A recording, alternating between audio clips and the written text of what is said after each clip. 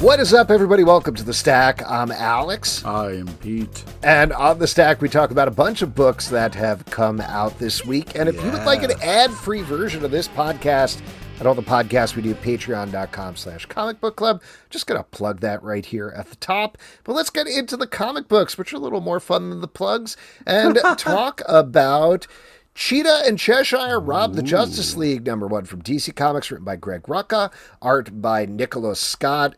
This is a iconic creative team who are taking on the two villains of the title who are planning on doing the deed of the title. They're going to rob the Watchtower. There's a lot more going on here as these two clash, if you don't know them.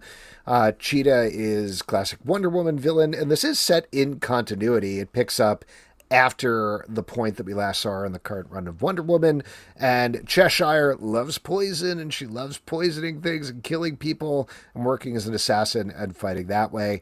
I had a lot of fun with this, and I was also surprised, though I shouldn't have been, given the team, how deep this was as well. There's a poignancy and sadness going between it, particularly for the beginning.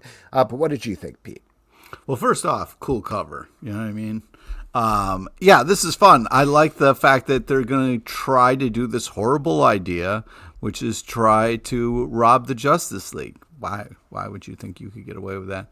But this is exciting. Like, they're going to put a crew together. They're going to kind of have a plan, and then hopefully it will all go horribly wrong, and they won't rob the Justice League. But I'm on board. I think they do a good job of setting this up and kind of like getting you excited for the, kind of the crew building montage that maybe we're going to get, you know what I mean?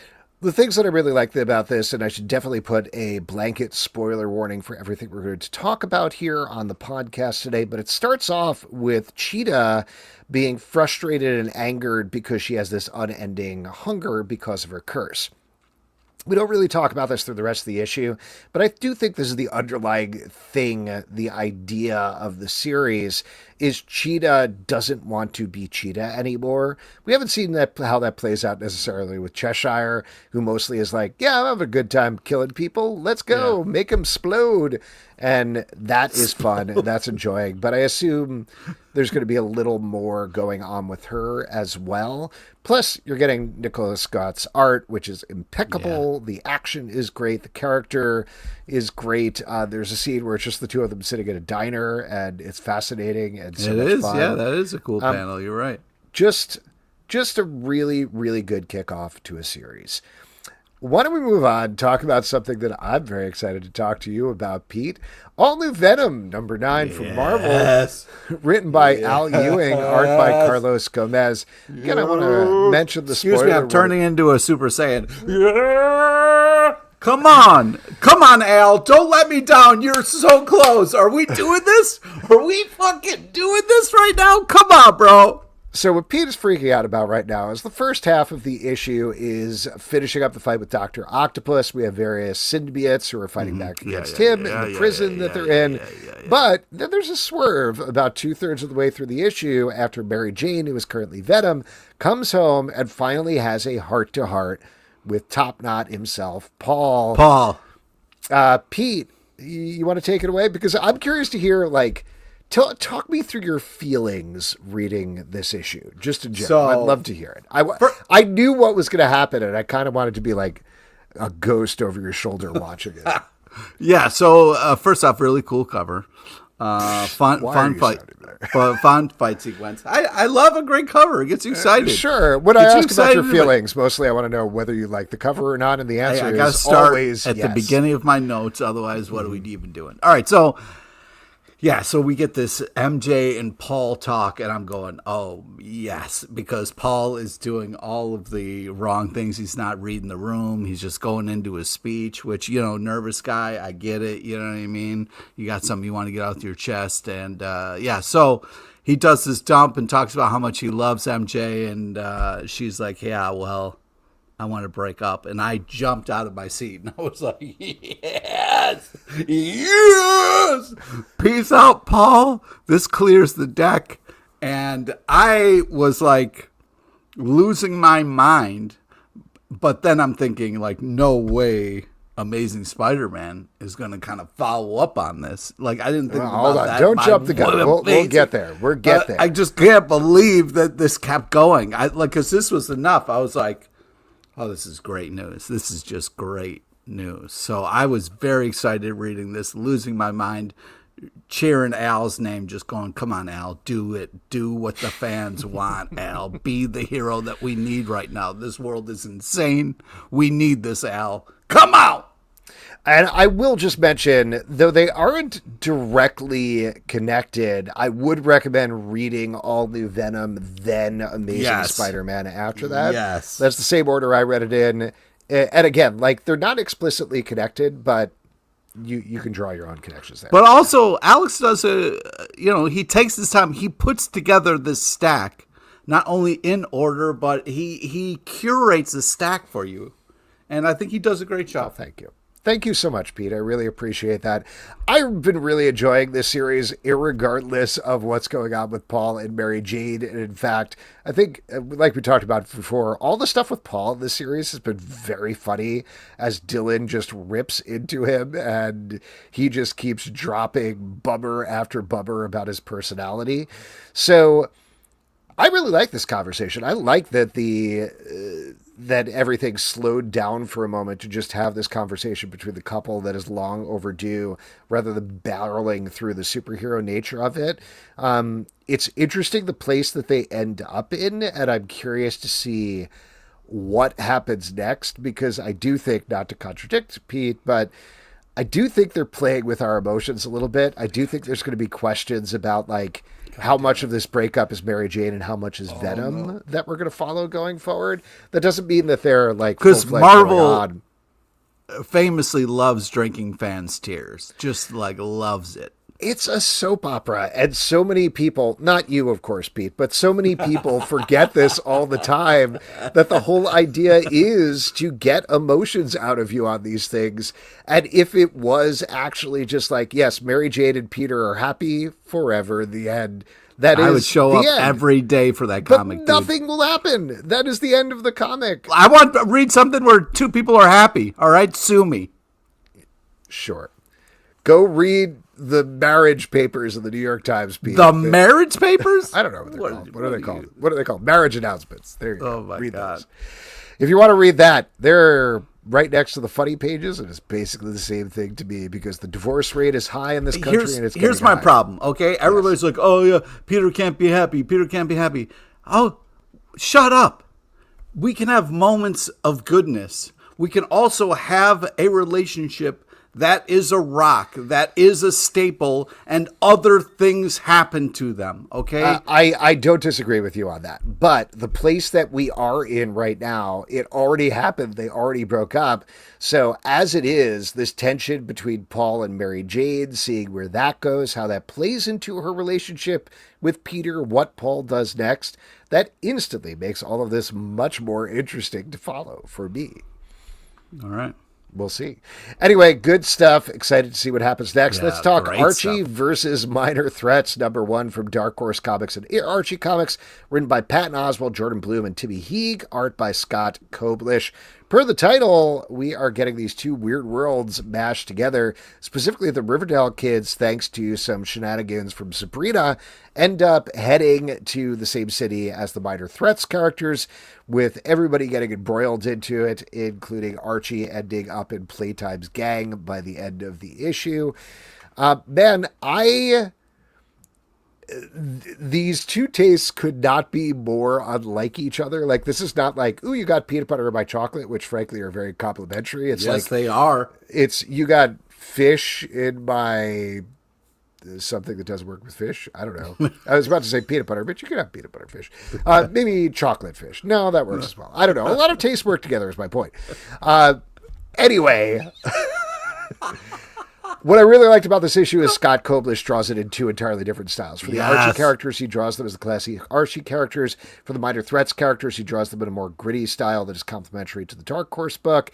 And seeing them together clashes so hard in such a fascinating way. Great issue.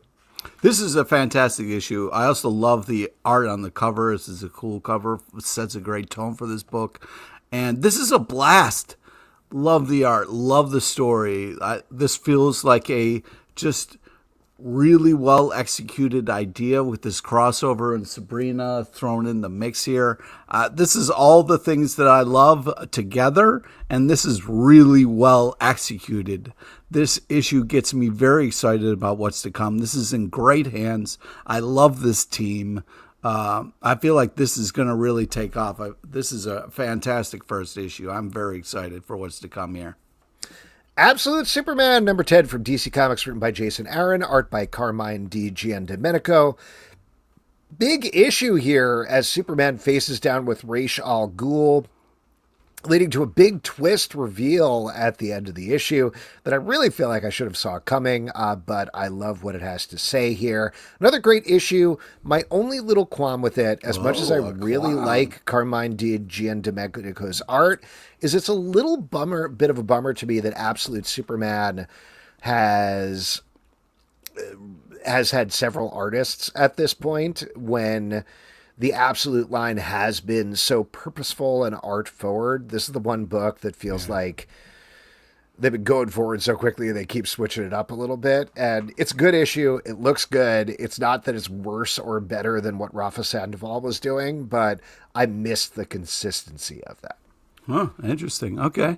Well, yeah, I feel like, first off, cool cover. Yeah, we kind of get this reveal at the end here that's kind of an oh shit moment. And I love this book. This continues to be a great kind of series. We're 10 deep here, and I'm having a blast. But something that was teased earlier, which I'm hoping we're going to get back to, is the Lois and this version of Superman's maybe relationship, maybe how they work together or something, because they met a couple times and they're in such different places that I was very excited to kind of get a new take on a very old relationship, but they kind of went away from that, and I'm hoping they're going to get back to that.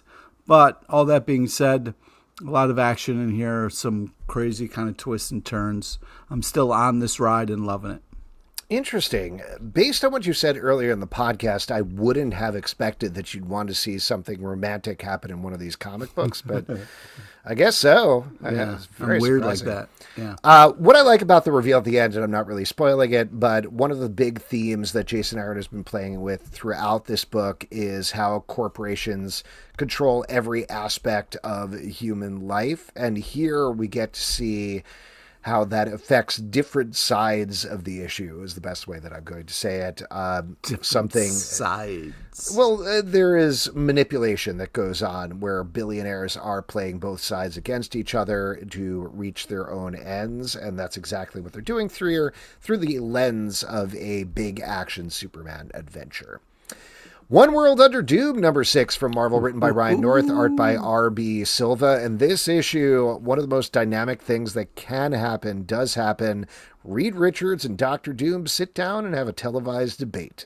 Oh, man. Now, you say that, and it's funny, but okay. I was, like, hanging on every word of this debate. I thought this was such a interesting battle of wits that they both signed up for, and I was kind of like, yo, Mr. Fantastic, you're smart, but like Dr. Doom is kind of a speech giver, you know what I mean? Like, so this was a cool kind of setup, and I think really well delivered. I thought, not a fan of speeches, but this I thought did such a great job of giving us kind of bite-sized parts that make it really interesting, and the kind of twists and turns that happen afterwards. Crazy kind of reveal. We haven't, all we've heard about is Doom's plans, but now we kind of get a look into what's actually going on, and our true colors are showing here. So this has been such a cool setup. And, I cannot wait for the next issue. This is great. I'm having a blast with this One World Under Doom. Interesting. Well, first of all, I'm glad you're enjoying it, but I definitely had the opposite reaction because when they get to the debate, there are several sections where it's like, let's have this debate. And then the next panels are like, well, they had that debate. And it was quite the debate. And they said several things, and people were hanging on their every word. And I'm like, I'd love to hear what they were saying. That was so interesting. both Reed Richards and what were their arguments? I don't know. And they gave us little snippets of it. I don't want to sit through a whole speech, bro. I know you don't, but nothing ideologically has worked about this comic book or made any sense whatsoever so far. So if there was any chance to get through some sort of philosophy, it just struck me. This is nothing against Ryan North, who I think is doing a bang up job on Fantastic Four in particular, but it makes me think that like somebody like a Jonathan Hickman or a Grant Morrison or something could have put some crazy ideas in there that would have really showed us the ideological difference between these two characters rather than yada, yada, yada. No, because we got inside their heads too while the speech was happening. And Reed was sweating kind of what was happening and then like surprised at kind of the decisions. I like the breakdown where he was like, oh, what he's doing here is making an emotional choice. You know, when he's like, you want to talk about history?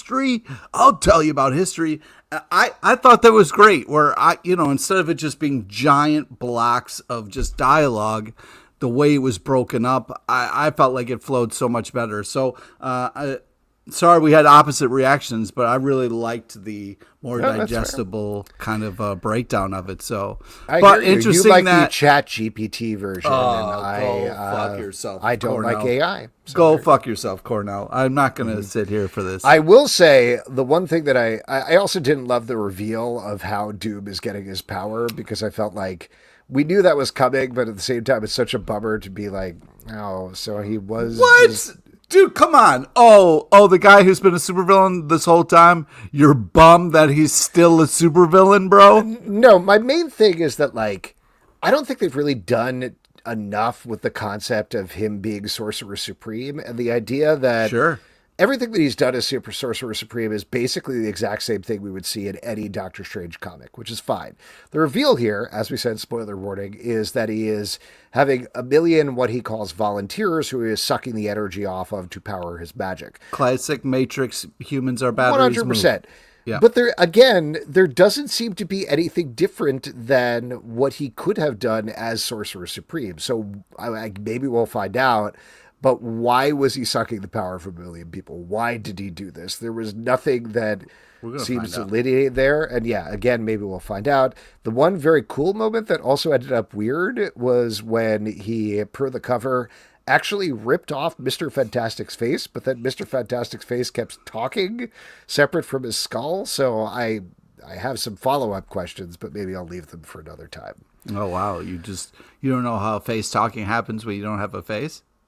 Well, you are a face scientist, Pete, so if you could explain it to me, that would be great. Yeah, sure. So even if you were, it comes down to a classic kind of saying and olden days Japan. Even if you were to cut a samurai's head clean off, he would still be able to finish one task with uncertainty. So even if you are ripping off somebody's face while they're talking, they still get the chance to finish their sentence. It's just right. And now when you say finish their task, that's because they're using Chat GPT, which is so fast and powerful it can answer any of your questions instantly. What is happening? Why is Doom and Chat GPT lining up for you in your head? I don't know. Because they both suck. All right. Why don't we move on and talk about World Tree? I'm mad that Doom ends up being a bad guy in this. I was really hoping he was going to turn around the world. I'm just saying that doesn't seem to be a clear reason why any of this is happening. World Tree number 16 from Image Comics. Written, you're Pete. I'm Alex. Hello, these are all of our names. Let's just say names from now on. Written by, that's what I'm going to do, actually. Written by James Tynion IV, art by Fernando Blanco. In this issue, we're still in the future of the world. Question marks whether we'll ever get back to the present. But the future has been destroyed by the naked people who are powered by the Undernet. And they are ready to destroy the last vestiges of civilization. What do you think about this one, Pete? Well, it's kind of weird. It's funny that you called it the naked people because in my notes I was like, it's really turning into the naked people versus the clothing people here, and I guess the naked people are the bad guys. But this is what it's like every day on a nude beach. Yeah, I want the future to be like, you know what, naked people don't have to be the evil ones. You know what I mean? Mm-hmm. Like the maybe they're not. Maybe they're not. They keep saying, like, it's not what you think and it's not bad. So maybe the nudists have it right. Yeah, I agree. So first off, love this art, the style, the colors really set this amazing kind of tone for this comic, this kind of futuristic tone, if you will, which I think is such a cool choice. This is a haunting kind of story, and the art does such a great job of pulling us into this world. I also like the small moments that we had in this comic where, the guy's just like, man, taking a nice shower, is like heaven, oh man, nothing like a good cup of coffee. Fun, right? In this giant crazy story, the small kind of things are just so important. So even though this book is insane at times, it's nice that they do kind of have these smaller, more powerful moments. So yeah, but evil naked people are really making this tough. So I do think this is very interesting. I love the art. I love the writing. I'm excited to keep reading and find out what hobbies. Justice League versus Godzilla versus Kong 2, number 3 from DC Comics, written by Brian Buccellato, art by Christian Duce. The Justice League characters are over in the Monsterverse now. Superman is fighting Lex Luthor in the land of the big monkeys from the last Godzilla x Kong movie. Meanwhile, some other characters are doing a bunch of other things that are going on. I know that sounds very vague, but everybody's sort of all over the place, doing their little bits of business, trying to figure out what the Legion of Doom and Task Force X are up to, which is make giant kaiju-sized versions of themselves. What? But wow, crazy. Between everything, I want to talk about, I think, the weirdest idea this issue has. Yes, dude, let's get into it. Yes. Ooh, I don't know if we're thinking about the same thing. Harley Quinn talking with herself. Yes, dude. Oh my God. So the idea here is that the Monsterverse isn't just another universe. It is part of the DC multiverse. So all the characters from the DC universe exist in the Monsterverse, just they are different. So for example, Harley Quinn goes to see Dr. Harleen Quinzel and asks her where Mr. J is so she can find the normal Joker, who is different from the Joker in her universe. And she calls out, I'm forgetting who, but she calls out at least one other person that she thinks exists in the universe. That's weird. That is really weird. All right, so I want to talk about why you think it's weird versus why I think it's weird, because there's no way this lines up. Definitely not. I think it's weird because I thought Harley Quinn came to the understanding that Mr. J is bad for her. And the fact that she wants to try to date another Miss J, I'm like, dude, you're sliding backwards, girl. Like, what are you doing? Like, this guy is a horrible decision for you. I thought we were on the same page of that, and I thought you were never going to wanting to get back together with Mr. J. So when she's having this conversation with, Dr. Quinzel, I was just, I was heartbroken. I was just heartbroken. The fact that she's trying to date another Joker just... It hurts me. It hurts me to read. I hear you, and that is a fair point that I definitely did not think about, but I do think it's excused a little bit by the fact that this is a different version of the DC Universe. This is not the mainline comics version, as we've seen, because various characters have permanently died over the course of these two series in crazy ways. Yeah. The thing that's weird to me about it is this is canonical with the Monsterverse. So they have now established that somewhere in the Monsterverse movies, while Godzilla attacks are going on, there's a Harley Quinn that's just running around, and there's probably a Clark Kent and a Lois Lane. There's a Metropolis out there somewhere, maybe, things like that. That's strange. I don't think that's anything they'll ever address in the movies in any way, but that weirds me out, man. That's all. It would be cool if Superman punched Godzilla in one of the movies, you know what I mean? Mm-hmm. My other thing is, I wish there were more Godzilla and Kong in this. I know there's not a lot. That's what's my next note was like, hey, man, it'd be cool? Some Godzilla and Kong, you know what I mean? Call me. Very Justice League heavy, particularly. Yes. And they keep being like, whoa, it's Kong. Ooh, there's Godzilla. But they don't do much. No. Yeah, the last page reveal is a little kind of like, yeah, let's get back to the good part, can we? Cool. I hate reading about Harley sliding backwards in her life. Yeah. Oh. But if we could get a little bit more about Barry Allen's head wound, I think that would be good. All right, let's move on. Talk about Great art. Great art, and I'm enjoying it anyway. Yes, I am having a blast. Captain America #2 for Marvel, written by Chip Zdarsky, art by Valerio Schiti. The big reveal at the end of the last issue. This takes place shortly after Captain America was unfrozen from the ice. They've shifted the timeline so that there was another Captain America named David Colton who was brought around, and he fought in the Iraq War and is helping bring down the Taliban. To give you an idea of the sliding timeline of when Cap was unfrozen. Still weird on that, but I do think what Chip Zdarsky and company are building here is interesting, as you have these two very different Captain Americas coming up against Doom. It's very Winter Soldier coded, by which I mean the movie, because it's challenging Cap's morality right after he was unfrozen. Should he go to Shades of Grey? Should he be good? Should he be bad? What should he do? And that's a good place to put him. Yeah, I agree. Like, I wasn't excited about the over-the-top douchebag Captain America, but it just makes our boy look that much better. So I thought that How do you feel cool. about the fact that we already have 2 or 3 of those? Yeah, I know. This is another one. It just seems like, why do we keep doing this? But apparently it's a fun well to go back to. Also, great cover. Cool Doom versus Cap. It gets you excited for what they kind of build up to. So I feel like they do a good job of delivering on that. Love the art. I thought this was fun.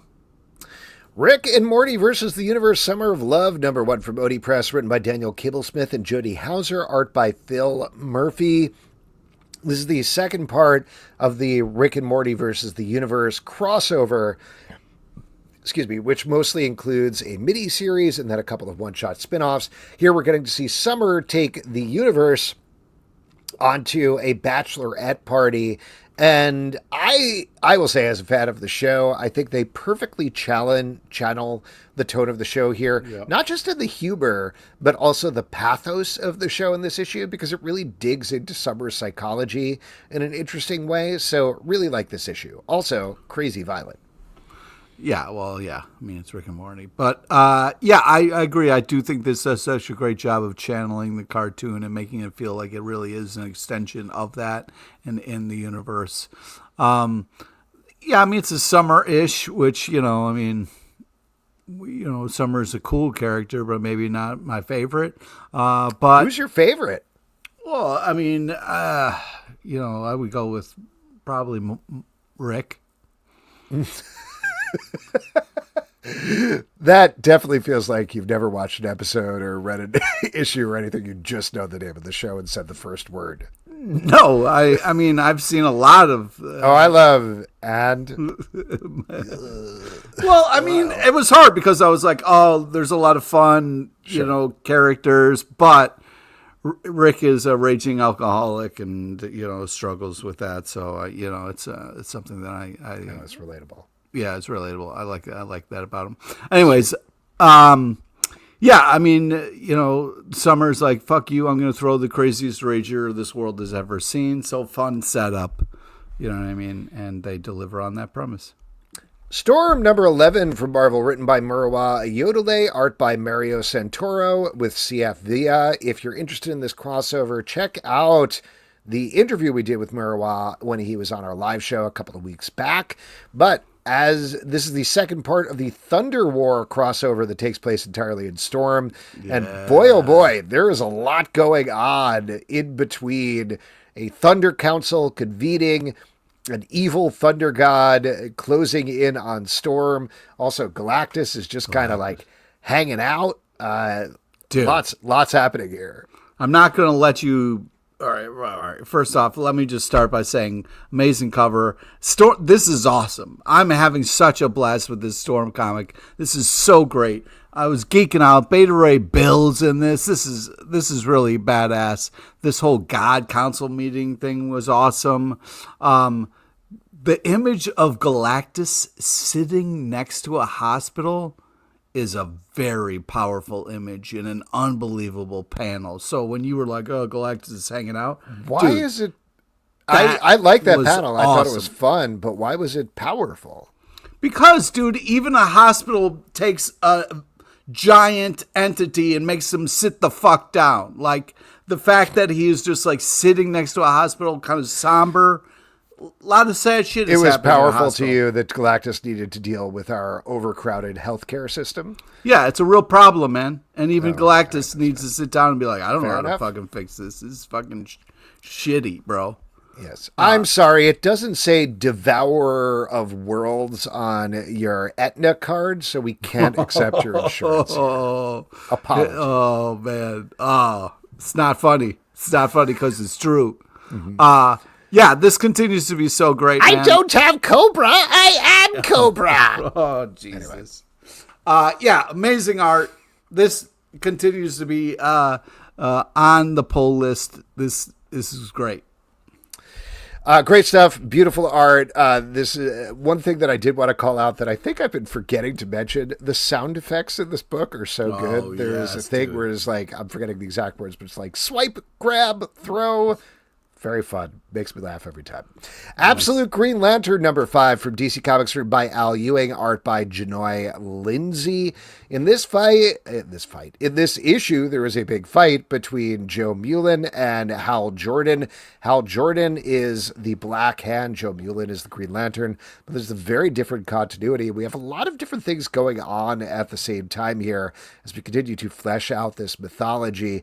I continue to really like this book, but we have hit a critical mass in terms of Green Lantern things where it starts to feel like we just sort of threw everything up in the air and jumbled it around. So I'm like, oh, that's Hector Hammond, but that thing is a yellow Fear Lantern, but that means a different thing. So there's a little bit of a puzzle going on in my brain when I'm reading this.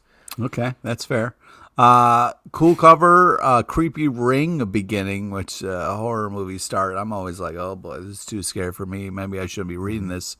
But amazing art, a lot of kind of tentacle stuff. But love the kind of big Green Lantern symbol. That was very cool looking. I thought the last panel kind of ending was really cool. The Be Without Fear. That's fun. Yeah, I like the look of this, and I like how different it feels from other DC stuff. I like the fact that this is taking big swings and doing stuff with characters and pushing them in weird directions. So, yeah, this continues to be very enjoyable. Daredevil, Cold Day in Hell, #3 from Marvel, written by Charles Soule, art by Steve McNiven. This is the final issue of this 3-issue prestige series. Come on! As Daredevil, old man Daredevil, who briefly has his powers back, is trying to save the city from Bullseye, who has imprisoned Punisher, and a girl who can create big lights and explosions. Pete, you were psyched about this one. You gotta be. Take it away. Oh my God, this was so awesome. This, to me, is just a legendary run here. What a cool idea. What a great concept. Cool looking cover, but man, is it fucked up. I mean, I will be damned. This is just an unbelievable comic. There were so many oh shit panels and oh shit moments. Huge spoilers, but the Bullseye spitting his tooth out and then saying Bullseye, I lost my mind. That was so cool. Oh my God. And what a glorious, I love the Daredevil speech to the kid. Amazing art and action. This is just legendary Daredevil stuff. I feel like Charles Soule did such a great job of like really capturing this idea and playing it out in such a epic way. And Steve McNiven's art just kind of escalates it to. It was crazy to see Daredevil versus Bullseye in this, and then the use of Frank Cancel was so fucked up but great. Really felt like Frank, even though it was a shell of himself. Oh my God, just some amazing panels. This is a hell of a ride, a hell of a read. Cold Day in fucking hell. It would be very easy for this to feel derivative of Dark Knight Returns, and it's clearly inspired by that, like we've talked about over the course of the 3 issues, but I think they really stuck the landing here. And then, like you said, they powered through that feeling by making it very fun. Big action, a big mission statement on Daredevil and who he is, Bullseye and who he is. Maybe less so on Frank Castle because he's mostly like an enraged, almost dead monster in this thing. Yep. But very fun, gorgeous art from Steve McNiven as well. And I think just a nice little coda on Charles Soule's run on Daredevil as well. Ancestral Recall, #1 from AOY Comics, written by Jordan Clark, art by Adagun Ilhan. If you didn't listen to it, go listen to our interview with Jordan Clark from this week's live show. But this is about a guy named Melvin who is feeling artistically stymied when his wife is taken by an AI for the future. And so he tries to get her back. And as he does, cosmically, somehow he starts accessing powers from ancestors past, from the history. Great art, like we talked about on the show. Really fun, wild mix of concepts here. And even though there is a lot going on, it keeps it really character-focused and very light throughout.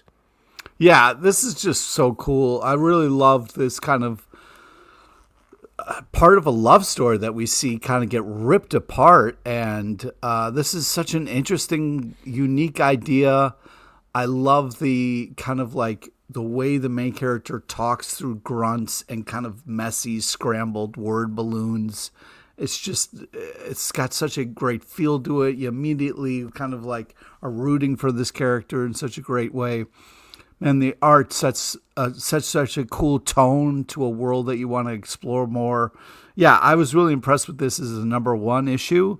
And this is crazy kind of idea that in the future, you know, if you screw something up, they can kind of take things away. So I don't know. Very kind of cool, and I want more. I can't wait for more. Well, blink and you'll miss it. #1 from Boob Studios, written by Ethan S. Parker and Griffin Sheridan, art by Keith Browning. This focuses on a woman who ran away from home when she was a kid, comes back as a much older woman, and finds things have really taken a turn for the worse. There's a bunch of twists and turns here by the end of the book. But as usual for this team, I thought it was really nice, dark character work. The twists, multiple twists in the final pages really bring into focus what they're trying to do with the series, or at least blow it wide open. But even up until then, I thought through the sparseness of the dialogue and the art, they did a really good job of the idea of what it is like to leave a place and then come back years later and, per the title, feel like, oh, you blinked and everything changed. You changed, the world around you changed. Some of the things are the same, but mostly everything is different. Yeah, just really, the cover does such a great job of setting up this kind of intense, creepy-ass kind of like, you don't know what you're going to get. Really impressed with the art and the tone of this. Like you said, so many cool kind of twists and turns. But man, that creepy-ass last panel, it'll get you. But yeah, if you love kind of horror twists and turns kind of thing, this will be perfect for you. Batgirl, #10 from DC Comics, written by Tate Bromble, art by Takeshi Miyazawa. Last issue, Batgirl found out that she has a secret half-brother who's been training to be just like her, and they were attacked by the first of many warriors who are coming for them. Together they try to fight that warrior. This issue doesn't quite work. You know, they can't really quite get together.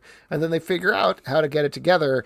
I love the issue-focused nature of this book. I love the action. I love what they're saying about Batgirl.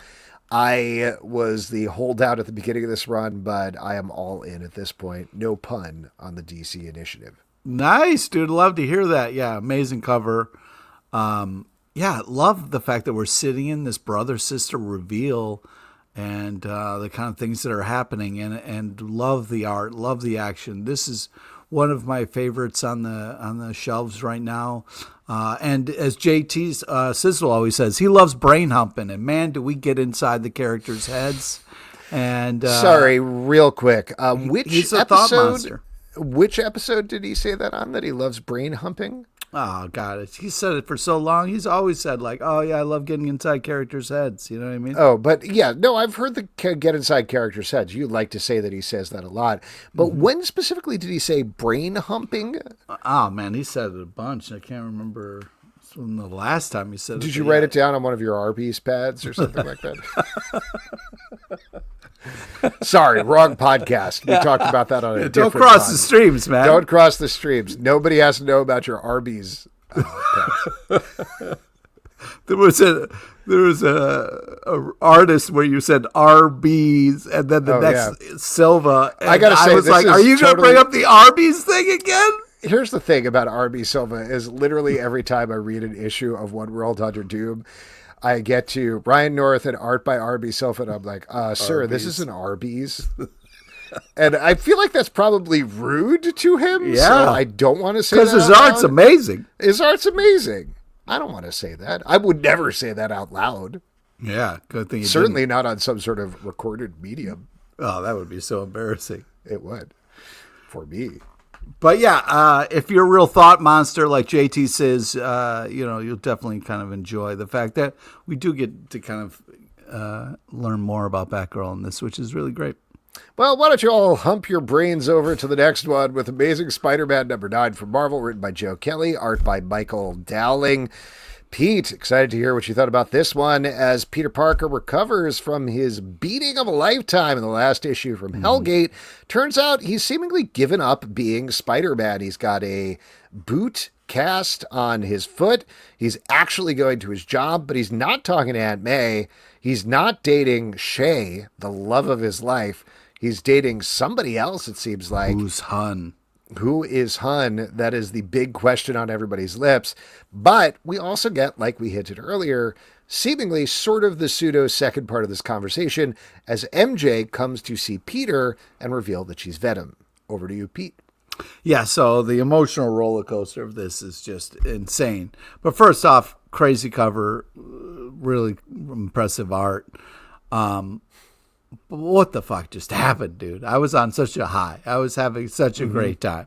But okay, so MJ, correct me if I read this wrong, but it feels like MJ shows up to Peter's. All right, well, you talked about this. Do you want me to lay this out? Because it feels you're trapped in a glass cage of your own emotion. I am trapped in a glass cage of emotion, and milk was a horrible choice. But I have to say that, like, also the stuff that happened before this was upsetting because, like, as we know, as we've seen, Peter Parker has these skills. He has this responsibility. And so when a bad guy goes by him and he just goes, yeah, I'm not going to do anything about it. I was like, this was the big kind of moment for Peter Parker before where it was like great ability, great responsibility. Like this whole thing of like, you can't sit on the sidelines and let bad guys just run around. And that's exactly what he was doing in this. So I was like, what the fuck is going on? And then more what the fuck is going on because MJ shows up to be like, hey, I love you. And he goes, oh, well, I thought maybe you wanted to get back together, and turns around to leave. And I was like, how did you get confused? Like, how did you mess this up, Peter? MJ's in front of you. And I feel like we cut away, and I'm like, the next thing that should be said is MJ going, yeah, let's get back together. But I feel like that's not what's going to happen. So I was just, I can't. You were really going through it now, Pete. Let me just lay it out for anybody who didn't read this issue. So MJ comes over and is like, hey, I'm having some problems right now. I need a friend. To be clear, I just need you as a friend. And then shows him. She doesn't say, to be clear, I just need you as a friend. Yes, she does. That's the exact She says, dialogue. I need a friend. No, she says, okay. I'm sorry. But she says, I need you as a friend. Like, they emphasize the word friend. That's what she needs right now. Because the thing she needs to talk to him about is the fact that she's been bound with Venoms. Venom pops out. And Peter says exactly what you said. I actually thought that maybe you said we're going to get back together. You wanted to get back together. And then he closes the door on her. How does he whiff on that? Because he doesn't want to. What does he think she's talking about? Her and Venom getting together? Like being friends? Like, why does he think like, oh, I thought you wanted to get back? I feel like you are missing something here. She just listened to the words that are coming out of my mouth. You say friend, but I hear Do you understand the words that are coming out of my mouth? No. You're supposed to say, ain't nobody understand the words coming out of your mouth. I'm dropping so many references to make you feel better, Pete. I okay? appreciate that, but I can't. MJ comes over not because of the events of All New Venom this past issue, but because she is bound to Venom and she's having some troubles with that. She needs to talk to Peter about it. She emphasizes to him, just like, listen, to be clear, I need you. I know we're having our troubles because of everything that's been going on between us. We haven't necessarily been seeing eye to eye, but I need your help because I don't know what to do about the fact that I am Venom. That is what she is saying to him. He, meanwhile, thought she was going to say, I'm still in love with you, let's get back together. Yeah. And when she didn't say that, he, whatever he is going through, is pissed off, closed the door, and slams it in her face. So they don't get to have that conversation. Couple of little takeaways there. One, yes, of course there are feelings between them, and yes, of course that was what we are slowly building up toward, but they are taking their time. I'll remind you, I don't think I've ever said this before, but these comics are a soap opera, and they are playing with your emotions here, Pete. My God. Second of all, we don't know what's going on with Peter Parker very purposefully in this issue. Something happened to him between the last issue and this issue that led to this. We do know, this is maybe a mild spoiler, but they've already put this out. It solicits, there seems to be potentially 2 Spider-Mans that are coming up. We get to see one of them at the end of this issue, which is a very violent Spider-Man. And there is another one that's going to be coming up soon that seems to be a cosmic Spider-Man who is in space. So my guess, this is just a theory, but my guess is that whatever happened with Hellgate may have split Spider-Man not into 2, but into 3. So we are getting the Earthbound, very violent Spider-Man. We're getting the Spacebound, probably heroic Spider-Man. And then I think we have Peter Parker, who has been separated into this guy who has separated himself from everybody else. So once they are integrated again, whether it is 2 or 3 of them, we're going to have to deal with the fallout of this and maybe have that conversation with Mary Jane down the road, but that's not going to happen right now. Okay, no emotion, Jones. How did you feel when you read that fucking talk between the 2 of them? I felt great. I love door slams. They're one of my favorite sounds in the world. You were like, no, oh, cool. It plays on your emotions because you're like, oh man, is she coming to say that she's in love with Peter? And she's not. And then he rejects her. Of course that's hard. Pete, we want to see them together. Everybody wants to see them together. The thing is, though, like, I don't need to see them together right now and be done with the story. I enjoy the aching. All right, bro. But that is the beauty of a romantic comedy. And I know, the thing you like is the kiss at the end, and you always fast forward through the entire romantic comedy, just watch the kiss at the end and are happy for the rest of your day, right? Yes. Okay, no. Good. Hellboy in love. Look, they're in love. Hellboy in love, The Art of Fire, number 1. Hellboy's in trouble. Hellboy's in real trouble Comics, here. Written by Mike Mignola and Christopher Golden, art by Alex Nieto. Hellboy and his new girlfriend are going on a fun supernatural trip, and like Pete said, they're in big trouble. Classic Hellboy stuff in this issue, and I do really like this relationship. Also really like seeing Liz and Abe Sapien in this issue. That was fun as well. Yeah, that was great to see them. Yeah, I mean, this was just kind of a great kind of like, oh, sweet start, and then it's like, oh, God, they're in real trouble. You can't just wake up a witch and think everything's going to go according to plan. You know what I mean? Like, that would just be dumb. You would think Hellboy, after all these years, would maybe have a little bit better knowledge of that. But hey, I'm still having a blast. I miss Hellboy, so it's nice to get this version of Hellboy. And I'm not completely won over by her, but I'm starting to be. Mm-hmm. I just feel like she's trouble right now. She's kind of I don't know. But this is very enjoyable, fantastic art. Sometimes you fall in love with a troublemaker. I don't know what to tell you. Birds of Prey, number 24 from DC Comics, written by Kelly Thompson, art by Sami Basri. In this issue, the birds are continuing the fight to rescue Barda from Ink, a black ink metahuman who has covered her entire body, and take her over. As usual with this book, great art, beautiful action, and just some really... Kelly Thompson is just really good about thinking 2 steps ahead for her characters so that they can all kind of one-up each other one after another, and it's just a very fun read. Yeah, I agree. This is a blast. I love this team. I want them to never stop making this comic because it's just so awesome. Look at this cover. This is so cool.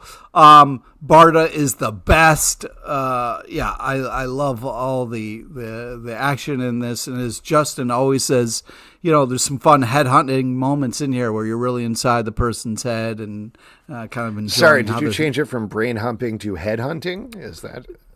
Yeah, no, it's as he always says. Sometimes he's talking about humping, sometimes he's talking about hunting.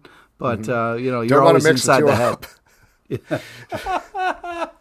Don't do that. Yeah, definitely don't do that. Could cause some problems in both directions. But this is continues to be an amazing comic. Wolverine by Chris Claremont, #1 from Marvel, written by Chris Claremont, art by Tom Riley. This is actually a reprint from, I'm forgetting the exact name, but I think it was like Paragon Edition or something like that. It was this really, really high-end prestige collection of Chris Claremont stories. So for the first time, it's being published as a single issue, but it's got Wolverine. He's fighting Sabertooth. The rest of the X-Men get involved. It's heavily tied to continuity. You got some great Tom Riley art here. If you've been enjoying his stuff over on G.I. Joe, you get more of that pristine action in this issue.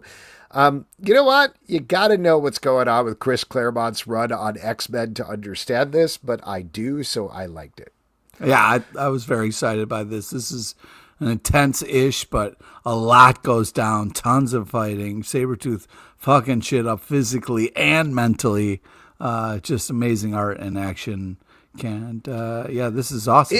It's funny that it is much more a Sabertooth story than a Wolverine story. Like, he's basically sidelined at a certain point, and it becomes about a lot of other things. But those other things are really fun, and the way Sabertooth takes down the X-Men one by one is really cool. So if you are a fan, this is a good one to pick up. Something is Killing the Children, #43 from Boob Studios, written by James Tynion IV, art by Werther Dildera. This is another back in the day issue as we were following young Erica Slaughter and her mentor at a alpine retreat where, of course, there are monsters who are, you're not going to believe this, killing the children. Oh, come on. I know, and things are starting to come to a head in this issue. Leave those kids alone. I will say another great issue of this book. Always enjoy this book, but I saw a thing before we got on. No, this is not a bad butt. This is kind of like a hunting butt or a humping butt, whichever one you want to call. I don't know what term you usually use, Pete. It's JT's. No, it's you. I think you talk about humping butts and hunting butts. He talks about humping brains and hunting brains. Anyway, I know both of you very well. James Tynion IV, somebody put up in response to like, hey, what's the worst piece of bad writing advice that still works for you prompt on Blue Sky? And somebody put up that what they do is they write out all of the dialogue first before they go back and write anything else for their comics. So they're like, that might be terrible, but that's kind of what I do and works for me. And James Tynion IV said, that's what I do for Something is Killing the Children for 45 issues so far. So what he does was apparently write out all of the dialogue first, then go back and revise it. And that's when he adds panel breaks and starts planning out the pacing of it and everything. And obviously like revising the dialogue from there. But I do think that explains a lot about the pace of this book, which often feels like 20 pages of here is a wash of a couple of things that happen in the middle of other things. It is a very decompressed book that way, and I think that probably comes from this method that he's using, which I thought was interesting. Yeah, that is interesting. I love this book. This continues to be amazing. It's fun to kind of get this look back at young Erica's life and kind of how she was trained and brought up and stuff. So, and it's also just great to have somebody who's like listening to the kids and helping them. That's really sweet and amazing. And all this madness. God, I love this art, and this just continues to be such a legendary comic. This is awesome. And I'll mention the other piece of news about this book. This came out of San Diego Comic-Con, which is bananas. They've been contracted to do at least 100 issues of this book. Wow. Yeah, which is crazy. This book comes out bi-monthly. Wow. They're not even to issue 50 yet, and they're already contracted well through Buckle issue up, man. 100 or beyond. Yeah. It's nice to have a little staple that's going to run for a little bit, you know? Yeah, why not? Yeah. Radiant Black, number 36 from Image Comics, written by Kyle Higgins and Joe Clark, art by Stefano Simeone. This is not exactly a done-in-one issue because there's ramifications for the future, but we are following a new Radiant Yellow, and Radiant Yellow, for those who are not familiar with the book, is somebody who can see future possibilities and then act on them. That's their power. Here we get a homeless woman who becomes the bearer of the Radiant Yellow, and it follows what happens to her. I thought this was a great issue. Really sad, poignant, creatively done with the art. I love that they threw this in the middle of the ongoing story of Marshall. Yeah, it's really impressive to be able to pull this off in everything that's happening. You know what I mean? Because it's like, on paper, you would think, hey, what the fuck are you doing? You know, you're like, all this stuff going on, and it's like, let's really slow this down and really kind of set a different kind of tone. And this feels very different, which is impressive, but also fits. I was just really impressed by the swings that this book is taking, and it feels so cool but different, but also a part of it all. Amazing art, very cool idea, and well executed. Impressive swerve. God, I love this book. Gwenpool, number 4 from Marvel, written by Cavan Scott, art by Stefano Nessi. In this issue, Gwenpool is dead and her spirit has taken over Spider-Man. Meanwhile, Gwen Stacy, who's been resurrected by the Weapon X program, has tried to figure out what her origin is. And we do, in fact, find out what her origin is. And it is a very deep dive continuity thing that's going on here as we continue to walk through the series. I don't want to slag this off too much, but even with this explanation, or particularly with this explanation, I do not know what's going on here. Like, I understand what's going on here, but I don't know why we are doing any of this, either for Gwenpool or Gwen Stacy or Spider-Man or Kate Bishop or even Jeff the Land Shark, why exactly he's there. I'm very confused about this comic. Yeah, I'm glad to hear you say that, because I thought maybe it was just me, but a lot of ghost body switching things going on here to keep track of. And then, I mean, there's fun moments. The Jeff stuff was fun. And, you know, I like, you know, the humor of this as well. But yeah, it just feels like maybe there's too many things going on. Like, I like Gwenpool breaking out of the page and going meta and figuring out what's going on. If they wanted to say something about death and resurrection in comic books, I think they could have done that with a Gwenpool story. And those parts are kind of interesting and certainly very fun and winky. But then the Gwen Stacy stuff, if they wanted to wrap up a bit of continuity that mostly nobody remembered from decades ago, they could have done that separately from Gwenpool, because they're both Gwens, but Gwenpool is Gwendolyn Poole. She's not Gwen Stacy. And they're not doing enough with the fact that, like, they confuse each other. This is also not the character of Gwen Stacy. She's somebody entirely different. So again, it's like too many ideas going on at the same time, and they're clashing too hard with each other when one of them might have made for a more interesting miniseries. It's a classic hat on a hat. It's a little classic too much. Hat on a hat. Yeah. Hat on a hat. Have you seen, sorry, this is a side thing, but this has stopped me from saying hat on a hat recently. Did you watch Hacks? Do you watch Hacks? Yeah. Okay. Did you watch the most recent season of Hacks? No. Oh, okay. The most recent season of Hacks, they bring in, Deborah Vance brings in a medium to the new writer's room they're working in, where they fired everybody. They're bringing in the new writers. And the medium is like, there's a lot of weird energy in this room. I keep hearing the phrase hat on a hat. And it's very funny, but I was like, oh no, stop calling me out, show. Never saying that again. Anyway, hilarious. Great show. Poison That's Ivy, hilarious. number 35 from DC Comics, written by G. Willow Wilson, art by Marcio Takara. Big things going down this issue as Poison Ivy settles her beef with the Seattle Plant Gang. That's definitely not their name, but that's what I'm going to call them anyway. And the one thing that I'll say without spoiling too much about this issue, though we can certainly get into it, is I love that the series continues to not shy away from Poison Ivy being a villain, even though she is conflicted by what she does. Yeah, it's crazy that there's that like really badass panel where, spoilers, but she says, the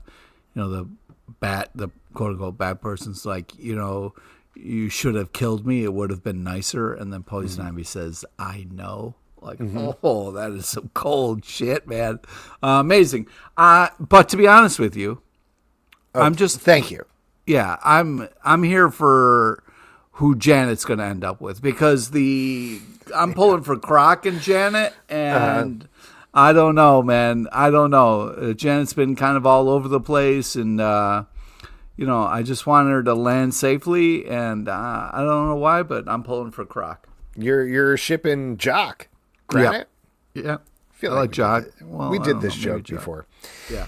Anyway, great comic, consistently great. Tramps of the Apocalypse, #2 from Dark Horse Comics by Alice Darrow. This is a satirical book set in a post-apocalyptic future where men are men and women are women, and women are trying to kill them whenever they can. Man, I just, in particular, love the art in this book. We're following our titular tramps, I guess. I don't think they call themselves tramps, but these three women who are driving along, they have captured one of the male faction who is super tiny, and they keep carrying him in like bike baskets and things. It's just very fun. I'm having a fun time reading this book. This is fun. This is weird, but very entertaining. Tons of action and silliness. Love the art style. Love the tone of this humor. Love the whole vibe of this. This is great. Yeah, it's really skewering masculinity and the manosphere in a very specific way that only really works through sci-fi satire. So if that's the sort of thing you're looking for, definitely pick this up. Uncanny X-Men #19 from Marvel, written by Gail Simone, art by David Marquez per the cover. Great cover. We get to see that Gail Simone It is a great cover. It is a great cover. Glad you pointed that out. Gail Simone is once again writing Deadpool and Outlaw back together. They've been hired for a job that sends them into direct conflict with the X-Men. Meanwhile, the X-Men are, as usual, grappling with a lot of different things, including the very friendly mayor of New Orleans who wants to set up a Uncanny Village theme park for them. Curious what our New Orleans listeners think about this particular plot point. I guess we'll see. Let us know in the comments or on the Discord. What'd you think about this one, Pete? Yeah, this is a great team and a Swedish. Love the ending. Hits you right in the feels. The only kind of qualms I had was a little upset that Deadpool kind of fucked with Mr. Waffles a little bit. But other than that, I'm having a great time. This is a very enjoyable issue. Yeah, I really like the second half of this issue in particular, where Jubilee is wrapping around to the plot line that was left dangling after the Free Comic Book Day issue. Like you said, very poignant, very interesting, and a really dark beginning involving, I think it's the Sentinel people who are running Greymalkin prison. But if anything felt vestigial in this book, it was bringing in Deadpool and Outlaw, who kind of show up, fight, and are like, see you guys later. That's pretty much it. I wish they played into it like a little bit more. That would have been nice. But it's only many pages, Only so many pages. Only so many years in a life. Whoa. Sisterhood, a Hyde Street story, #2 from Ghost Machine and Image Comics, written by Maitel Zachut, art by Layla Lays. We are following two best friends from childhood, one who died in a sorority hazing accident, but thanks to a little supernatural shenanigans over on Hyde Street, she is now a water zombie living in mirrors and glass windows, and things get darker from there. One of the big questions that I had for the first issue is, how does this continue? How does this be a series? And I think with the second issue, it really proved how it does, as they are going to slowly take revenge on the sorority. Revenge is the answer. One by one, but not revenge in a way that our living character may like. This is good. A good series. Dark and twisted. Yeah, agreed. And the kind of creepy water zombie thing is really effective. And you like the twists and turns and the kind of like what just happened. That's all really fun. So this continues to be great. and I'm excited for more revenge from the world of the water zombie. Arcana Royale, number 4 from Dark Horse Comics, written by Cullen Bunn, art by A.C. Zamudio. This is the final issue of this series about a sort of poker game that is for the fate of the entire world, played with demons and otherworldly beings. Gets dark, gets bloody as it reaches its climactic end. Really enjoyed this series. If you missed it, definitely pick it up and trade or the individual issues. It's an interesting world that they leave open potentially for more. Yeah, and cool cover. Love this kind of like high stakes card playing fun, and the twists and turns. The art's great. Hard to make something that's kind of like a still kind of thing look great, but it really does a great job at it. So very enjoyable. And last but not least, Ultimate Wolverine number 8 for Marvel, written by Chris Condon, art by Alessandro Cappuccio. Now that Wolverine has been unbrainwashed, that's definitely not the word, he and the rest of the mutants are going to free some other people. Unfortunately, Angel, as you can see on the cover, has gotten there first, and it is bloody and bad. You seem to be cheering, Pete, so what'd you think about this one? Yeah, it's a trap. Yeah, cool cover. Yeah, just badass last panel. Yeah, this is just kind of great action art, kind of cool tone, and fun, kind of this, Bucky Barnes kind of Wolverine type of thing. So yeah, I'm very much enjoying this, and I keep meaning to talk about this, but complimenting Marvel's kind of 2-page touching Peter David thing is something I keep meaning to bring up, and was in this issue as well. So it's great to kind of see Marvel kind of do that for people. I really like this book, but two things that I find interesting that are related. One, I'm not quite sure what this is now that Wolverine isn't brainwashed, now that he isn't the Winter Soldier. Yeah. He seems to be Wolverine, which is cool, but how is this different? How is this the ultimate Wolverine?